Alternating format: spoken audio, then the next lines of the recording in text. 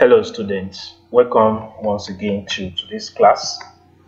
In our last class we talked on trade association where we discussed different types of mergers. Today we are considering something entirely new, which is money. Money is a term that we are very familiar with. Our objectives today first is to define money, relate the history of money, list the functions of money, and state the qualities of money. I am gracious. Abaku. Alright, now let's go straight to what we have for today. The term money. Virtually every one of us has one way or the other made use of money, either to buy something from store or the provision store, or for transportation purposes.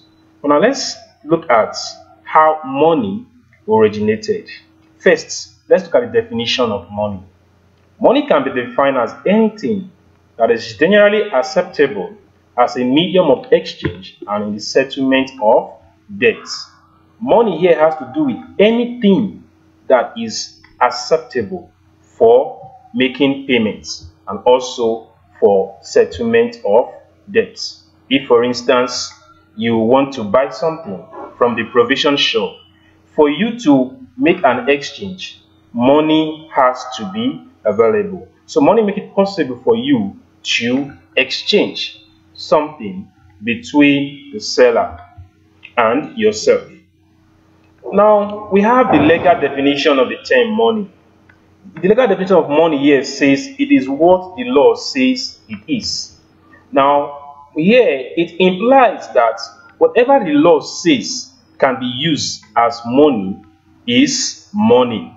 If, let's say, tomorrow that there's a decision that by the lawmaking bodies of the country that okay, they will no longer use paper, which we are very familiar with today. They now make a decision that we no longer use paper as money.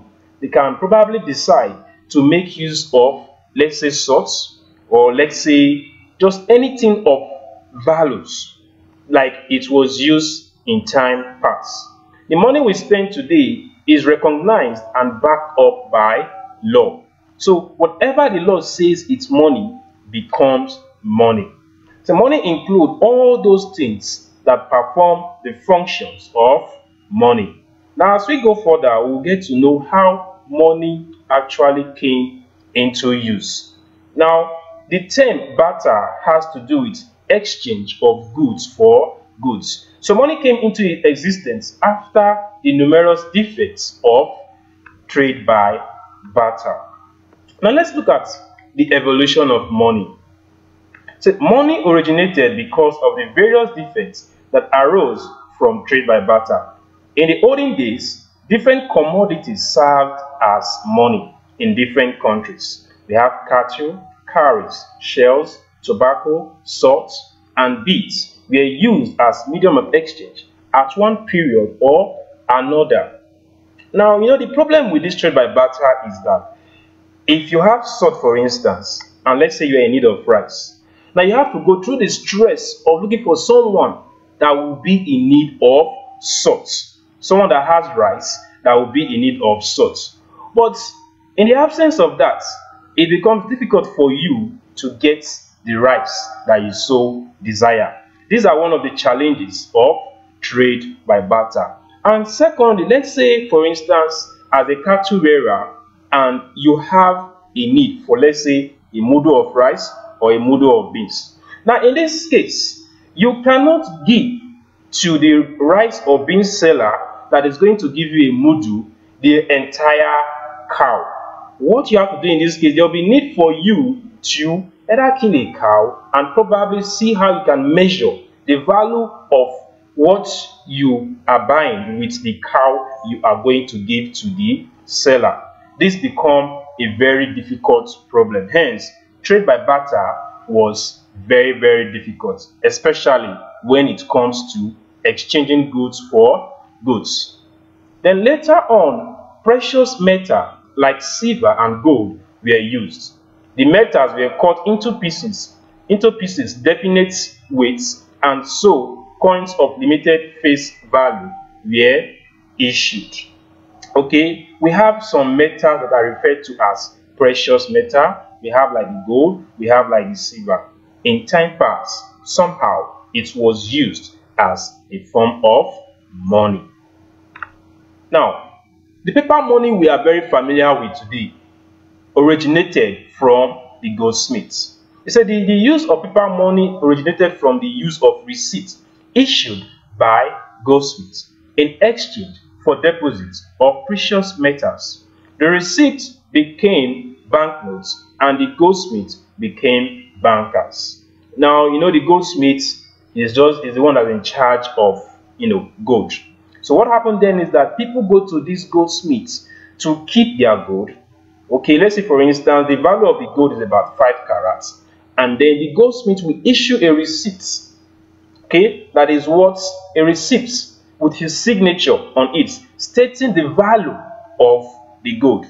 And the gold owner, for instance, can as well use that to buy things, because he can assure the seller that this is the worth of his goods, giving the signature of the goldsmith on it. So it becomes easy for the gold owner to carry out transaction using the receipt that was issued to them by the goldsmith. Now, over the years, different forms of money have been introduced to facilitate exchange. For anything to serve as money, it must enjoy people's confidence. So far, in summary, the origin of money was as a result of the numerous defects of trade by barter.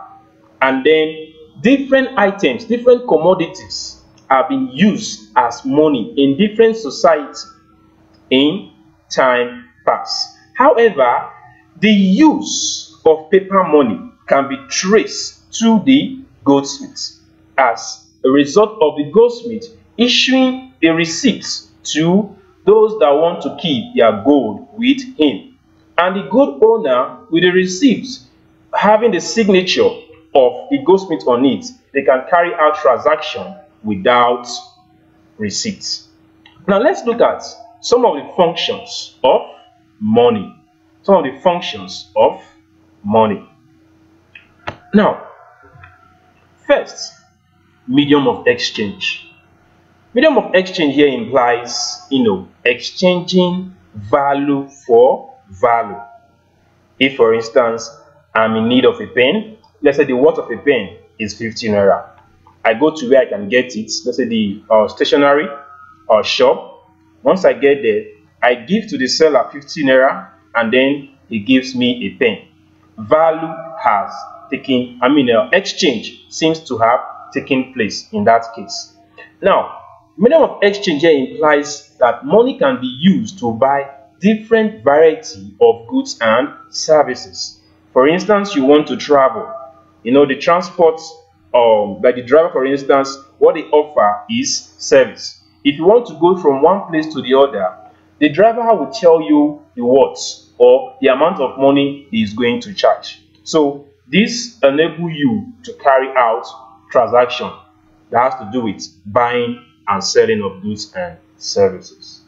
Then we had standard of deferred payments. There are cases where people buy things on credit, okay, with a promise to pay in future dates.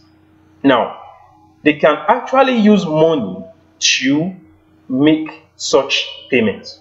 Money can serve as a medium of exchange by which business transaction on credit can be settled in the future. So 3, we have unit of accounts. Now, you hear people keeping their money in the bank.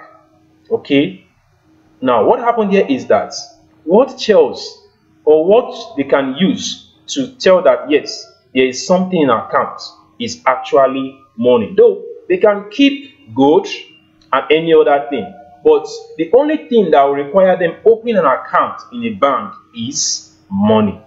It is actually impossible for individuals and companies to keep accounting record of their transactions in bank statements. So money in this case has to be involved. Then we have store of value.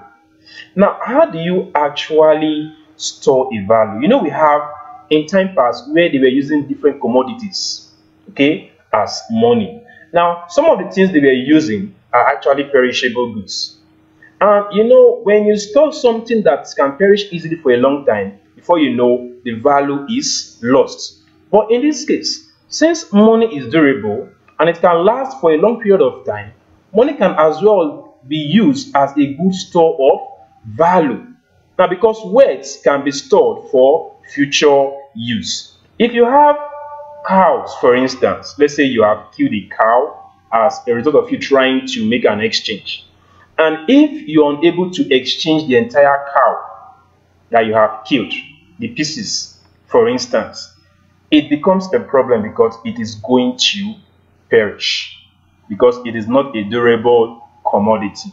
But in the case of money, money is durable, and money can last for a long period of time. Hence, it can retain its value if there is no inflation. It can retain its value for a long period of time, unlike some perishable commodities that were used as money in time past.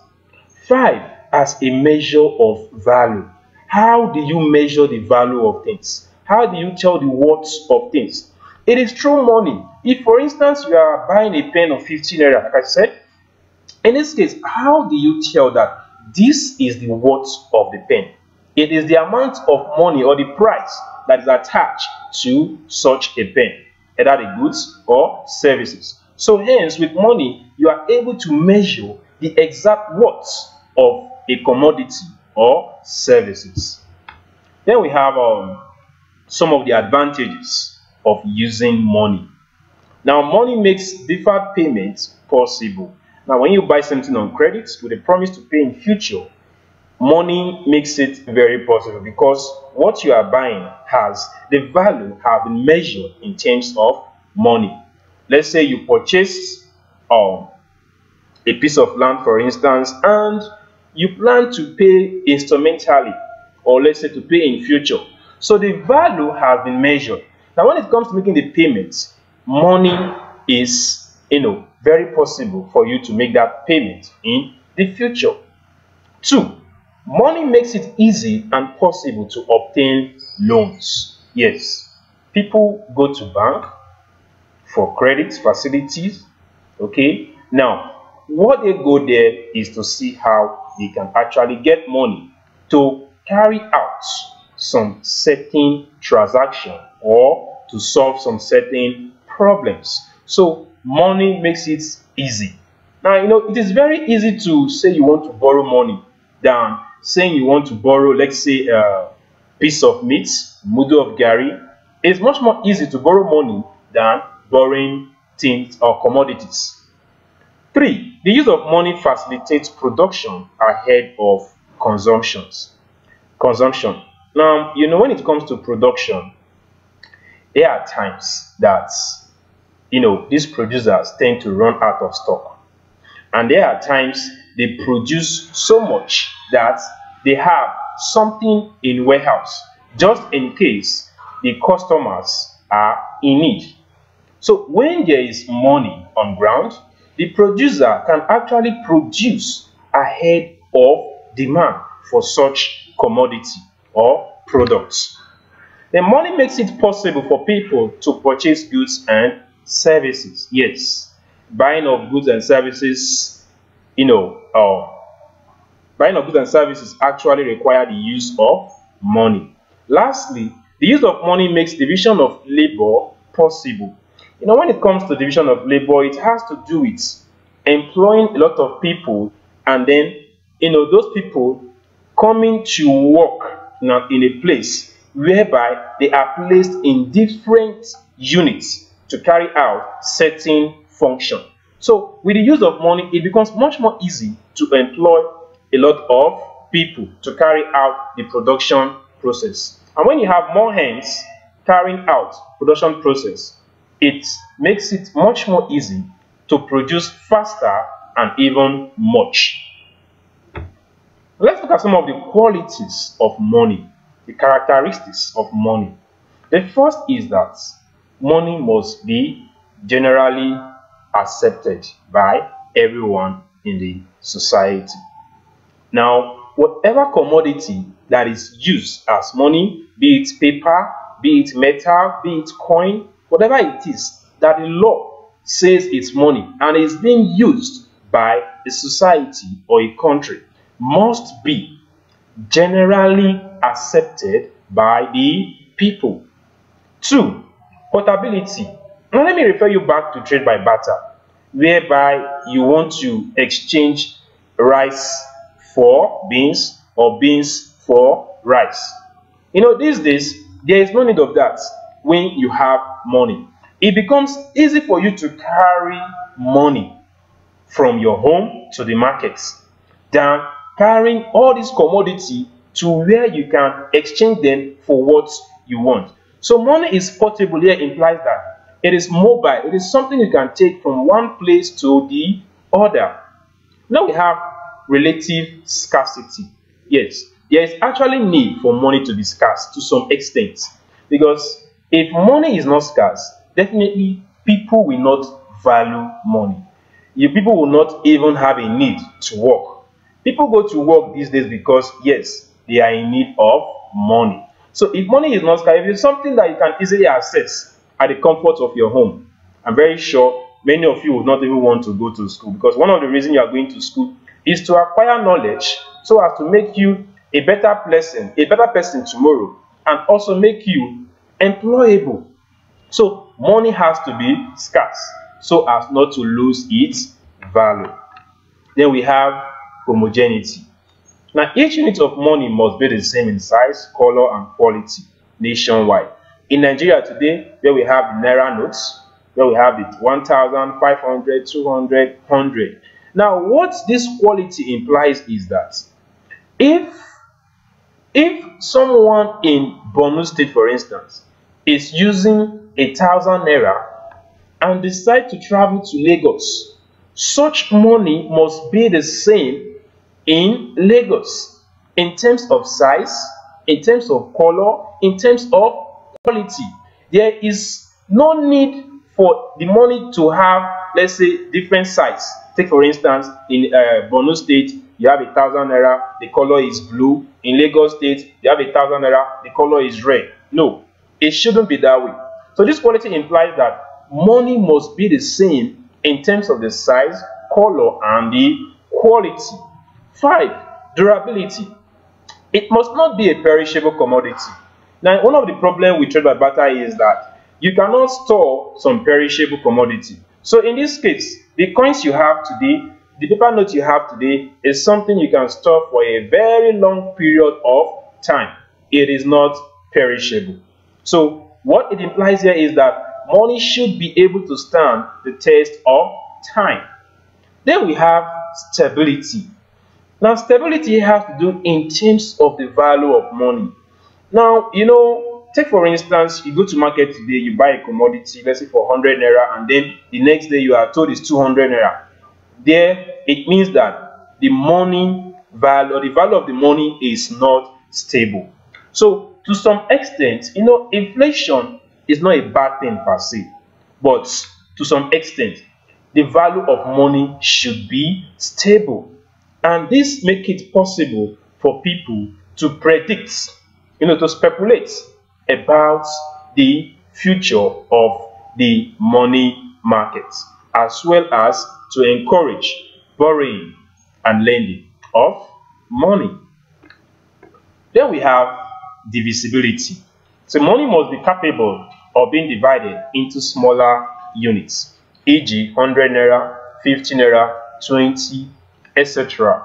Now, just like we have in Nigerian currency today, we have the 1,000 Naira note, we have the 500, we have the 200, 100, 50, 20, 10 Naira, and the 5 Naira. So money has to be divided into smaller units to enable you to carry out transactions. You know, when it comes to using the 1,000 note, for instance, it is actually very difficult. Let's say you want to buy a bottle of water and there was a 1,000 Naira note. It becomes difficult for the seller to give you what we know as change. So By the time you have this smaller unit of 100, 50, 20, it enables you to buy all these commodities that have low prices. Then we have this quality of recognizability. It must be easily recognized and identified by the totality of the people in the society. Anything that is used as money is something that must be easily recognized by the entire people in the society. So if I should say 1,000 naira anywhere, any day, anytime, I can easily tell that yes, this is 1,000 naira. Same goes with other, smaller units of the money. Then we have no intrinsic value. It says the commodity that should serve as money must have little or no value in itself as opposed to its value of exchange. Now, no intrinsic value here. Now, let me give a very brief example. The paper notes that we use as money today. Okay? Now, what it's trying to say here is that the costs of that, let's say for instance, we have 1,000 naira and you are trying to buy a commodity that is of that same worth.